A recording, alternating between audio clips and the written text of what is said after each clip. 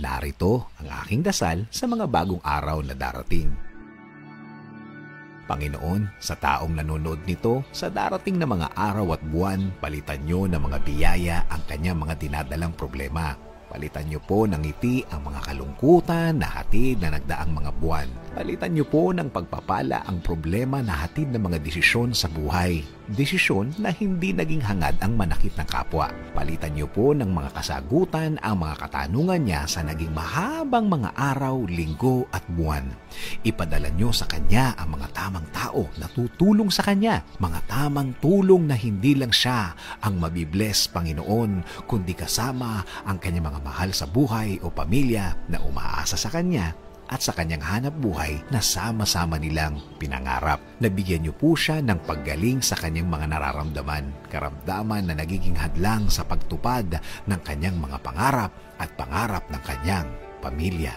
Nanaway mas malaman niya na mas malaki kayo kaysa sa problemang nasa harap niya, na dapat nakakonsentrate siya na mas palakihin kayo. Kayo na nagbibigay ng kasagutan at kagalingan ng katawan, na kayo na nagbibigay ng mas magaan na buhay kung ibibigay niya at ipagkakatiwala ang lahat sa kanyang buhay. Na makita niya na nag-aantay ka lang na tumawag siya sa iyo, na sana'y ibigay niya ang lahat ng sakit at pait ng buhay niya sa iyo at palitan mo ng kapanatagan ng loob at malaking tiwala sa paraan mo at hindi sa kanyang paraan. Panginoon, bigyan mo siya ng proteksyon. Proteksyon sa mga aksidente, proteksyon sa mga taong nasa paligid na walang gusto kundi ang makapanakit at makapanloko. Proteksyon sa mga binabalak na masama para sa kanya na hindi matuloy at ikaw, Panginoon, ang pipigil doon. Sabi mo nga sa word mo na hindi mo siya pababayaan sa Isaiah 54:17. No weapon formed against you will prevail, and you will refute every tongue that accuses you. Salamat, salamat Panginoon sa proteksyon na ibibigay mo.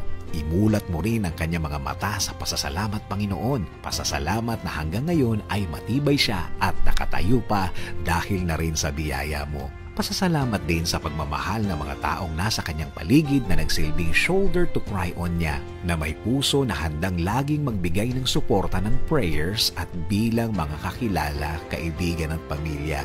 Isang pusong pasasalamat din dahil malapit na rin ang kanyang minimithi sa buhay. Bigyan mo pa siya ng lakas at good health dahil magiging masaya siya sa pagdating ng kanyang dinadasal sa iyo.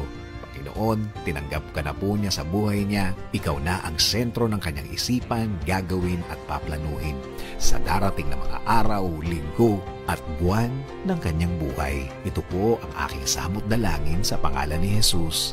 Amen.